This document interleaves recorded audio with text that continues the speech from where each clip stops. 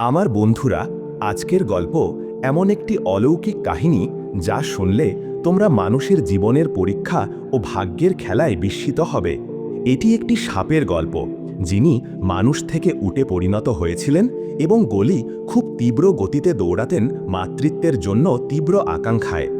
গ্রামের শেষ প্রান্তে, যেখানে বাঁশঝাড়ের ছায়ায় ছোট্ট একটি কুঁড়েঘর দাঁড়িয়ে আছে, সেখানেই বাস করত নূরজাহান আর ইব্রাহিম। দারিদ্র্যের সাথে লড়াই করে তারা দিন কাটাত, কিন্তু তাদের হৃদয় ছিল অসীম ভালোবাসা।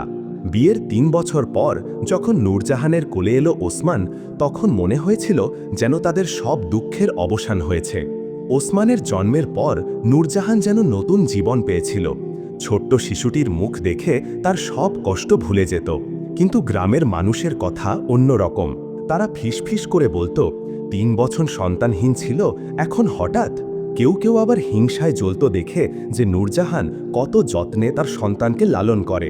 সাকিনা একদিন ইব্রাহিম গভীর চিন্তায় বলল, আমাদের অবস্থা দেখ, এভাবে চলতে পারে না, আমাকে শহরে কাজ খুঁজতে যেতে হবে। না না ইব্রাহিম, নূরজাহান ভয়ে কেঁপে উঠল। তুমি গেলে আমি ওসমানকে নিয়ে কি করব? এই ছোট বাচ্চা নিয়ে একা? কিছু হবে না, আমি শীঘ্রই ফিরে আসব। প্রয়োজনে পাশের গ্রামের সেই বুড়ি কাঠুরিয়ার সাহায্য নিও। ইব্রাহিম দৃঢ়ভাবে বলল। সেদিনই বিকেলে যখন নূরজাহান ওসমানকে দুধ খাওয়াচ্ছিল, তখন দরজায় এক ফকিরের আওয়াজ শোনা গেল, বিবি একটু পানি দাও, আল্লাহর ওয়াস্তে। নূরজাহান শুনতে পেল, কিন্তু ওসমান কান্নাকাটি করছিল, আর সে ব্যস্ত ছিল তাকে শান্ত করতে। একটু অপেক্ষা করুন, আসছি, সে বলল, কিন্তু শিশুর যত্নে এতটাই মগ্ন ছিল যে ফকিরের কথা ভুলে গেল। ফকির বহুক্ষণ অপেক্ষা করে অবশেষে ক্রোধে ফেটে পড়ল। হে অহংকারী নারী, তোর সন্তানের প্রতি মোহে তুই আল্লাহর বান্দাকে অবহেলা করেছিস। তোর এই অপরাধের শাস্তি হবে। আজ থেকে ১৫ বছর তুই সাপ হয়ে থাকবি। শুধুমাত্র তোর সন্তানের ভালোবাসায় তুই আবার মানুষ হতে পারবি। নূরজাহান দৌড়ে বাইরে এসে ফকিরের পায়ে পড়ল। মাপ করুন, আমি জানতাম না, আমার সন্তান কাঁদছিল তাই। কিন্তু ফকির চলে গিয়েছিল, রেখে গেল অভিশাপের ভার। ইব্রাহিম যাওয়ার পরের দিন রাতেই অভিশাপ কার্যকর হল। নূরজাহান অনুভব করল তার শরীর বদলে যাচ্ছে, হাত পা গুটিয়ে আসছে, চামড়া হয়ে যাচ্ছে আশালো। আতঙ্কে চিৎকার করে উঠল সে, কিন্তু কণ্ঠস্বর বেরিয়ে এলো ফোঁস ফোঁস শব্দে। ওসমান কান্নায় ভেঙে পড়ল দেখে তার মা এক বিশাল সাপে রূপান্তরিত হয়েছে। নূরজাহান তার সন্তানের কাছে যেতে চাইল, কিন্তু শিশুটি আরও জোরে কাঁদতে লাগল। পাশের গ্রামের বৃদ্ধা কাঠুরিয়া সেই কান্নার আওয়াজ শুনে এসে হাজির। দরজা খুলে দেখে ওসমান একা কাঁদছে, আর একটি বিশাল সাপ কোনায় কুণ্ডলি পাকিয়ে আছে। হায় আল্লাহ, এ কি হয়েছে? বৃদ্ধা চিৎকার করে উঠল। সে ওসমানকে তুলে নিয়ে নিজের ঘরে চলে গেল। সাপটিকে ভয়ে দেখতেও সাহস করল না। নূরজাহান দিনের পর দিন সাপের রূপে ঘুরে বেড়াতে লাগলো ফাদালের আশেপাশে। বৃদ্ধা তাকে দূরে তাড়িয়ে দিত লাঠি দিয়ে, কিন্তু মায়ের ভালোবাসা তাকে সন্তানের কাছে টানত। দিন গড়াতে লাগল। ওসমান বড় হতে থাকল বৃদ্ধার কাছে। ৫ বছর পার হয়ে গেল। একদিন গ্রামের জমিদার এলো তার স্ত্রীর জন্য একটি শিশু খুঁজতে। জমিদারের স্ত্রী সন্তান প্রসবের সময় মারা যাওয়ায় তিনি গভীর শোকে ডুবে গেছেন। আমার বেগম খুব কষ্ট পাচ্ছেন, জমিদার বৃদ্ধাকে বলল। ধাত্রী বলেছে একটি ছেলে শিশু পেলে তার মন ভালো হতে পারে। বৃদ্ধার মনে লোভ জাগল, জমিদার ভালো পারিশ্রমিক দেবে। আছে, একটি ছেলে আছে, সে বলল। তবে এর দাম? যা চাও দেব, জমিদার তাড়াতাড়ি বলল। নূরজাহান লুকিয়ে সব শুনল। যখন দেখল বৃদ্ধা ওসমানকে জমিদারের হাতে তুলে দিচ্ছে, তখন তার হৃদয় ছিঁড়ে গেল। সে চিৎকার করতে চাইল, কিন্তু শুধু ফোঁস ফোঁস শব্দ বের হলো। 10 বছর কেটে গেল। ওসমান এখন 15 বছরের যুবক। জমিদার বাড়িতে জমিদারের স্ত্রীর একমাত্র সান্ত্বনা। জমিদারের স্ত্রী তাকে নিজের সন্তানের মতো ভালোবাসেন। কিন্তু হঠাৎ ওসমান অসুস্থ হয়ে পড়ল। কোনো চিকিৎসায় কাজ হচ্ছিল না। জমিদার সব বিখ্যাত হাকিম ডেকেছেন, কিন্তু ওসমানের অবস্থা খারাপ হতেই থাকল। অবশেষে এক বৃদ্ধ শেখ এসে বলল, এই ছেলের আসল মা ছাড়া আর কেউ তাকে সুস্থ করতে পারবে না। আসল মা? জমিদারের স্ত্রী অবাক হয়ে বলল, কিন্তু আমিই তো তার মা। না বেগম সাহেবা, শেখ মাথা নাড়ল। এই ছেলের আসল মা এখনো বেঁচে আছে, কিন্তু সে অভিশপ্ত।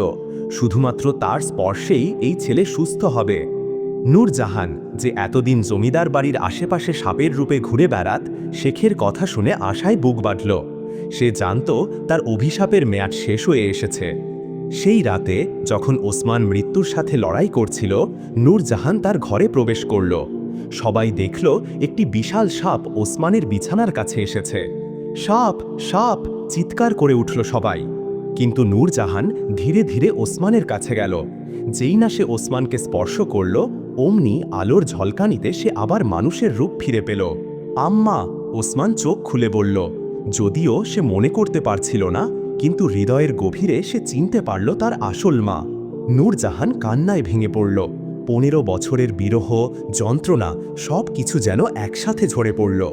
ওসমান তাকে জড়িয়ে ধরল আর অলৌকিকভাবে তার শরীর সুস্থ হয়ে উঠল। জমিদারের স্ত্রী প্রথমে হতবাক হয়ে গেলেন। তিনি বুঝলেন যে তিনি যাকে নিজের সন্তান ভেবে এতদিন ভালোবেসেছেন তার আসল মা অন্য কেউ। আমি ওসমানকে ফিরিয়ে দেব, তিনি কাঁদতে কাঁদতে বলল। কিন্তু নূরজাহান তার কাছে গিয়ে হাত ধরল। না আপা, আপনি আমার ছেলেকে মায়ের ভালোবাসা দিয়েছেন যখন আমি পারিনি। আপনিও তার মা, আমরা সবাই মিলে একসাথে থাকব। নূরজাহান বৃদ্ধা কাঠুরিয়ার কাছেও গেল। বৃদ্ধা ভয়ে কাঁপছিল, ভাবছিল নূরজাহান প্রতিশোধ নেবে। আন্টি, আপনি আমার ছেলেকে রক্ষা করেছিলেন যখন আমি পারিনি। যদিও পরে আপনি তাকে বিক্রি করেছিলেন, তবুও আপনার প্রাথমিক যত্নের জন্য আমি কৃতজ্ঞ। আমি আপনাকে ক্ষমা করলাম। জমিদার বাড়িতে এক অদ্ভুত পরিবার গড়ে উঠল। নূরজাহান, ওসমান, জমিদার ও তার স্ত্রী সবাই মিলে সুখে থাকতে লাগল। দুই মা তাদের একই সন্তানকে ভালোবাসত, আর ওসমান দুজনকেই সমান ভালোবাসত।